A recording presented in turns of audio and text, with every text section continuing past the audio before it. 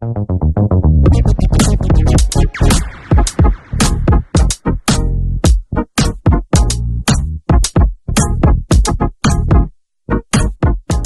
another episode of Huddle Up with Mark, the Fun Coach. I'm Mark Duncan. In this episode, I want to talk about donor competition. Are you in competition with other nonprofits for gifts from a particular donor? So what do I mean by this? Oftentimes I have these conversations with nonprofit leaders, especially ones I'm working with to help them raise more money for their organizations. And one of the things that often comes up when we're talking about prospects is that we will sometimes make assumptions about what that donor will say or do before we even pick up the phone. Give you an example. I was working with a nonprofit leader, and we were talking about prospects, and we were trying to decide on how much this person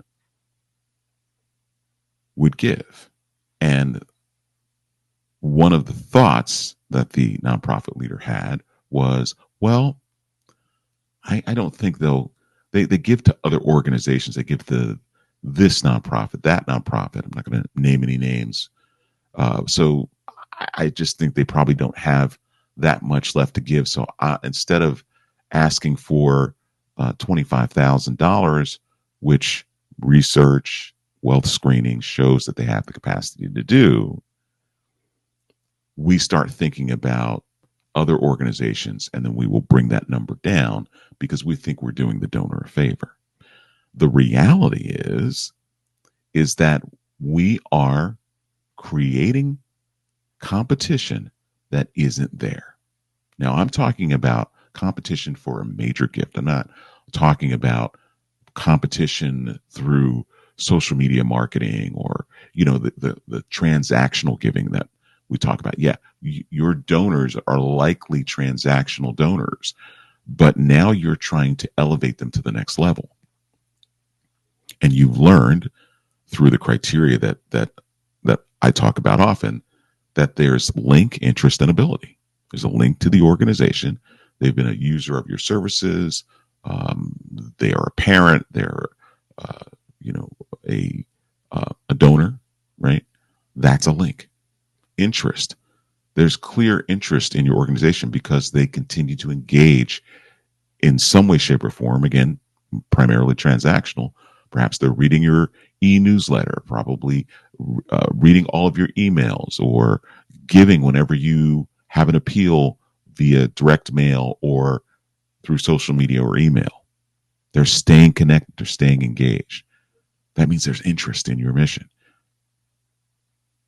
And then finally, based on the research, there's ability, capacity to give at a significant level. So if you've got all three of those things, why are you worried about what other organizations they're giving to? That's between that donor and those organizations. You're just needing to focus on the relationship between you and that donor on behalf of your mission. That's it. So if you're having thoughts around what this donor may or may not do because of other things that they're giving to, or you may just feel as though they can't give or won't give because maybe you think that your organization isn't worthy of a gift that size. A lot of these things will speak to your own personal relationship with money. Now, that may have struck a chord, and I'm gonna keep plucking here. A lot of the times we don't take the opportunity to understand our own personal relationship with money. So what do I mean by that? I want you to think about your first money memory. And I would pause the video here. Just take a moment. Think about your first money memory. Write it down. What do you remember? Was it something dealing with you getting allowance as a kid?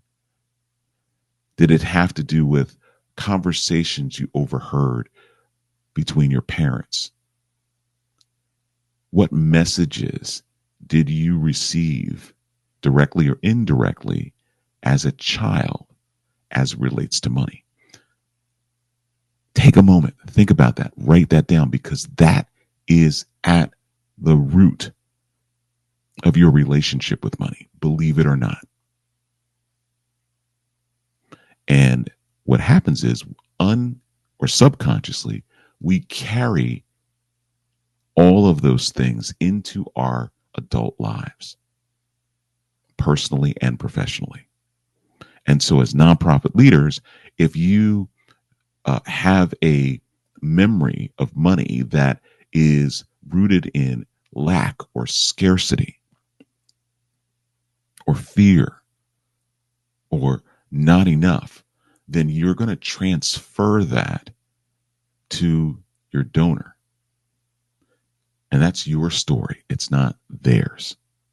And so, one, we have to make sure we know what our money story is. We have to examine it. We have to be aware of it. And most importantly, we have to recognize that that story does not belong to the donor that you're about to ask to give $10,000, $25,000. So, when you're thinking about competition with other organizations, the only competition that really exists is with yourself as a leader. You have to believe that your organization is worthy of support. Look at the work that you're doing. Look at the people that you're serving. Look at their lives. Look at how you're impacting their lives. Look how you're changing their lives. Your organization, your mission is worthy of support. You know that. Now just convey that to your donor and let them decide whether or not they're going to give 10,000 or 25,000. Don't worry about the other organizations. Focus on the work that you're doing. So if you find yourself thinking about or prospecting and looking at donor lists and thinking, and figuring out what they can give, stay focused on what you're doing. Believe that what you are doing is worthy of support. What I used to do when I was doubtful, I would get up and I would actually go outside. I worked for a university years ago. I would get up and go outside and I would see the students moving back and forth across campus, knowing that the vast majority of them were first generation students, first in their family to go to school, primarily because of the financial aid, scholarships that we were able to offer that came from fundraising. So I just needed that reminder. That we were making a difference. So think about the difference that you're making and not about the different organizations that your donors are giving to, and you'll be fine. I hope this is helpful. If you have any questions, feel free to schedule a complimentary coaching session with me. You can do so by clicking the link below or going to my website, thefundcoach.com, upper right-hand corner, green button, and we can hop on a call. If you'd like to learn more about my course offerings, go to the link below, which is my Relationship Fundraising Academy.